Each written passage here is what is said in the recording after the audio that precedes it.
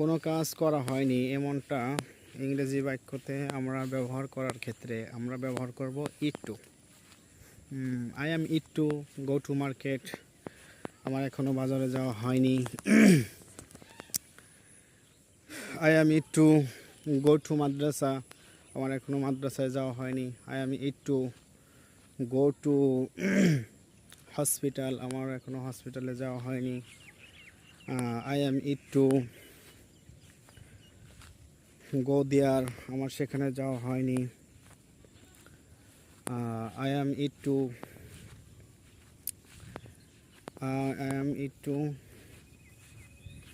Go to my home, আমার বাড়ি এখনও যাওয়া হয়নি। I am yet to go two